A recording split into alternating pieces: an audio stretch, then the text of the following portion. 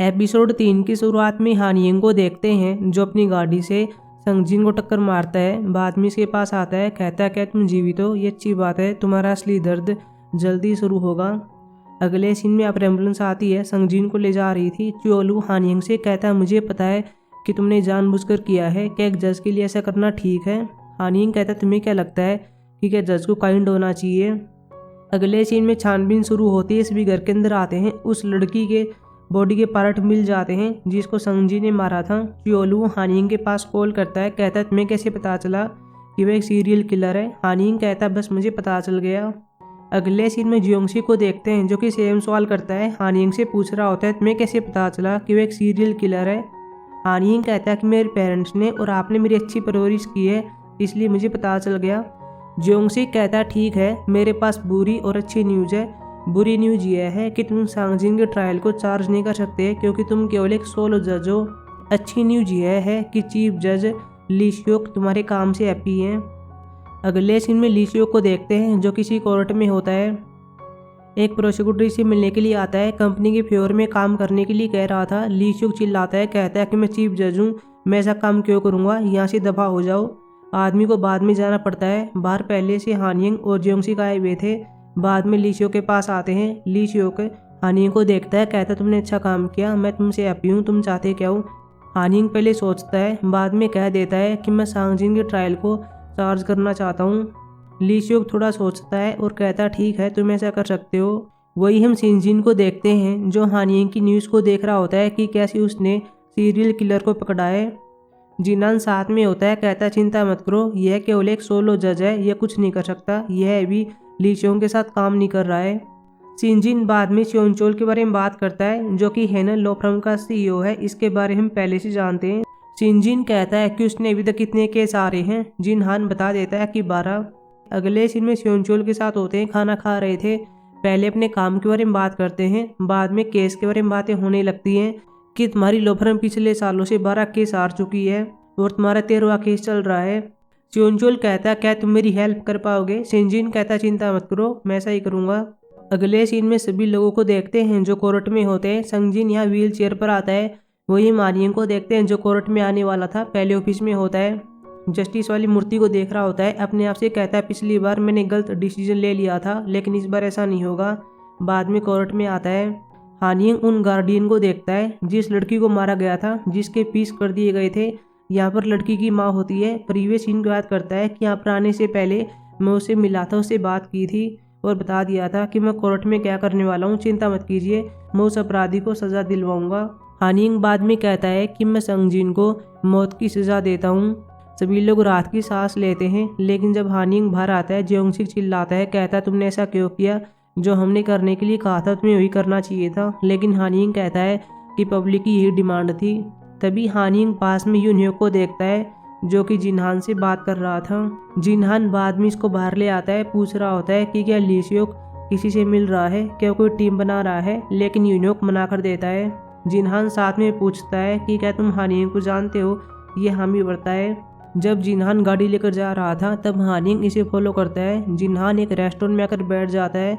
हानियंग बाहर गाड़ी में बैठा हुआ था, तभी अपनी गाड़ी आती है और गाड़ी से सिंजिन बाहर आता है। हानियंग इसको देख लेता है। सिंजिन अंदर आकर जिनहान से बात करता है। जिनहान कहता है मैंने पूछताछ कर लिया, आप चिंता मत कीजिए, ली श्योक अभी तक कुछ नहीं कर रहा है, वह शांत बैठा हुआ है, उसकी कोई टीम नहीं है। जिनहान कहता है कि क्या हम ली श्योक को उसकी पोजीशन से सीधे हटा नहीं सकते। सिंजिन कहता है कि हम ऐसा नहीं कर सकते क्योंकि कोर्ट के लोग उस पर बिलीव करते हैं। वही हानियंग को देखते हैं जो अपनी माँ से मिलने के लिए आता है। पहले इसको दूर से देख रहा था, फ्यूचर वाली सीन को याद करता है कि 2035 में क्या हुआ था, मेरी माँ की कैसे डेथ हो गई थी, इसके पास इनहेलर नहीं था। बाद में इसके पास आता है, इसका नाम लेता है। नामसू कहती है तुम तो वीकेंड को आने वाले थे, तुम पहले क्यों आ गई। ये कुछ नहीं कहता, अपनी माँ को कर लेता है। हानियंग अपनी माँ से कहता है कि इतना काम मत किया करो, आपको रेस्ट करना चाहिए। तभी इसका पिता बोंगसुक यहाँ आता है और अपने बेटे से मिलता है। ये प्रोडक्ट को रिसाइकिल करने का काम कर रहे थे। तभी यहाँ पर एक बूढ़ी महिला आती है। हानियंग इसको देखता है, इसको पता चल जाता है कि ये कौन है। इसका नाम मलराय होता है जो कि नायंग की दादी है। नायंग हमको पता है कि कौन होती है जिसने 2035 में सुसाइड कर लिया था। वही हम लीशियो को देखते हैं जो कि जियोंगसिक से बात करता है। कहता है कि तुम हानियन को टफ केस दो। जीशियो कहता है कि उसने अभी भी शुरुआत की है, वह तो एक सोलो जज है। लीशियो कहता है कि मैं देखना चाहता हूँ कि वह इस केस के साथ क्या करेगा। अगले सीन में हानियन के पास टफ केस आ गया था। यहाँ पर हम हेंजुन को देखते हैं जो कि डिफेंडेंट है। बताया जाता है कि इसने इंश्योरेंस मनी के लिए अपनी वाइफ श्योनी को मार दिया। हम एक पास्ट के सीन में चलते हैं जहाँ पर श्योनी के फ्यूनरल में आता है। श्योनी की माँ इसको देख लेती है, पकड़ती है और कहती है तुमने ऐसा क्यों किया, तुमने मेरी बेटे को इंश्योरेंस मनी के लिए क्यों मारा। कोर्ट वाले सीन में आते हैं। हेंजुन का लॉयर बता रहा होता है कि मेरे क्लाइंट ने कुछ नहीं किया। बताता है कि इसके पास कितना बड़ा रेस्टोरेंट है, इसकी मंथली इनकम की बात करें तो 25 मिलियन है और इसकी सालाना इनकम 300 मिलियन के आसपास हो जाती है। इसे तो इंश्योरेंस मनी के बारे में पता भी नहीं था, पहले ट्रायल में केवल यही सब होता है। अगले सीन में यूनियोक को देखते हैं जो अपने ऑफिस में हानिंग के साथ होता है। अपनी इंस्टेंट कॉफ़ी तैयार कर रहा था। हानिंग कॉफ़ी के पास आता है और कहता है कि बहुत ही अच्छी है। यूनियोक कहता है तुम्हें पसंद तो नहीं थी ना, लेकिन हानिंग कहता है कि इसकी फ्रेग्रेंस बहुत ही अच्छी है। बाद में कहीं पर जाने लगता है। यूनियोक पूछता है तुम कहाँ पर जा रहे हो। हानिंग कहता है कि मैं श्योनी केस पर काम कर रहा हूँ, मैं अभी एक्सीडेंट वाले सीन पर जा रहा हूँ। अगले सीन में गाड़ी में होता है, यहीं पर आ रहा था, अपनी माँ के पास कॉल करता है। इसकी माँ कहती है क्या तुम वीकेंड को आओगे, ये हामी भरता है। फिर अपनी माँ से पूछने लगता है कि जब मैं पहले वहाँ पर आया था तो वहाँ पर एक बूढ़ी मिल आई थी, क्या वो वहीं पर रहती है, क्या हर टाइम वहाँ पर आती है। नाम सुख हामी भरती है। हानिंग एक्सीडेंट वाले सीन पर आ जाता है। पास्ट के सीन में देखते हैं कि क्या हुआ था। हेंजुन गाड़ी में श्योनी के साथ होता है, लेकिन गाड़ी अचानक से सड़क से दूर हो जाती है और नीचे गिर जाती है। हेंजुन गाड़ी से बाहर आता है, श्योनी को देखता है, इसकी डेथ हो गई थी। यह किसी तरह अकेला रोड पर आता है और यहाँ से भाग गया था। हानिंग के पास केस की फाइलें होती है। गाड़ी की फुटेज को देख रहा था। पास में एक लड़की होती है, इसको बोलती है, इसके पास आकर कहती है तुम्हें डिटेक्टिव होना चाहिए, तुम बहुत ही हैंडसम दिख रहे हो। अपने कार्ड को देती है, बताती है कि मैं कौन हूँ, मेरा नाम नायोन है, मैं एक रिपोर्टर हूँ। हानिंग फ्यूचर वाले सीन को याद करता है कि ये कौन होती है, हमने भी इसको कोर्ट में देखा था। नायोन बताती है कि यहाँ पर क्या हुआ होगा, हेंजू ने श्योनी को मारा है, श्योनी मेरी दोस्त थी, उसे सजा मिलनी चाहिए। हालांकि हानिंग को बोलने का मौका ही नहीं देती ताकि ये बता पाए कि मैं एक जज हूँ, लेकिन यह बात नहीं करता। यह कह देता है कि क्या तुम गायन को जानती हो, जो कि श्योनी की कजन है। नायोन कहती है कि हाँ मैं जानती हूँ, मैं श्योनी के साथ कई बार उससे मिली हूँ। वीकेंड के दिन अपने पेरेंट्स के पास आता है, मीठी चीज़ें खा रहा होता है। इसकी माँ से पूछती है तुम क्या कर रहे हो, तुमने पहले से कभी नहीं किया। यह कहता है कि मैं कड़वी चीज़ें खाता हुआ थक गया हूँ, अब मैं मीठी चीज़ें खाना चाहता हूँ। बाहर आकर मलराय के सीन को याद करता है, फ्यूचर वाले सीन को याद करता है कि मैंने नाइंग के साथ क्या कर दिया था और उसने सुसाइड कर लिया। बाद में इसको सॉरी कहता है और थोड़ा इमोशनल हो गया था। यह कहती तुम ऐसा क्यों कर रहे हो। ये बात को टाल देता है और कहता है कि मैंने चाय में पानी ज़्यादा डाल दिया है, अब चाय का टेस्ट खराब हो गया। लेकिन मलराय कहती है कि चाय अच्छी है। दूसरी ओर यूनियोक को देखते हैं जो कि शिनजिन से मिल रहा था। जिन हवान साथ में होता है। शिनजिन बताता है कि हमारा अगला चीफ जस्टिस जुनमैन होगा। ये यूनियोक से हानिंग के बारे में पूछने लगते हैं। यूनियोक कहता है कि हम उसको जानता हूँ, हम दोनों सेम क्लास में गए थे। हालांकि शिनजिन को यूनियोक का नाम ठीक से नहीं पता होता। जब ये चला गया था तभी जिनहान से बात करता है और कहता है कि मैं कितने सालों से यहाँ पर काम कर रहा हूँ, लेकिन चीफ जज को मेरा नाम ठीक से नहीं पता है। जिनहान कहता है कि वो भूल गया होगा। यूनियोक कहता है फिर हानिंग के बारे में क्या, इसे उसका नाम कैसे पता है। अगले सीन में नाइंग को देखते हैं जो अपनी दादी मलराय के साथ घर पर आ रही थी। पीछे हानिंग होता है जो कि इनको फॉलो कर रहा था। जब दोनों घर के अंदर चली गई थी तब यहाँ पर बैठ जाता है। अगले सीन में हानिंग को जाग आती है। पहले इसको लग रहा था कि ये 2035 है, लेकिन बाद में से पता चलता है कि ये तो 2025 है। ये देखकर ही बहुत ही हैप्पी होता है। रूम के बाहर आता है, अपने पेरेंट्स के लिए खाना बनाता है। पेरेंट्स बताते हैं कि ये खाना बहुत ही डिलीशियस है। इन दोनों की अच्छी हेल्थ के लिए इनको मेडिसिन भी देता है। तभी हानिंग के पास जियोंगसी की कॉल आती है। बता रहा होता है कि हेनल लो फर्म का CEO जो कि सियोनचोल है, उसने ली सियोक से बात की थी। तुमने सीरियल किलर को पकड़ा है, सियोनचोल तुम्हें अपना दामाद बनाना चाहता है, उनकी बेटी ब्लाइंड डेट पर आने वाली है, तुम चले जाना।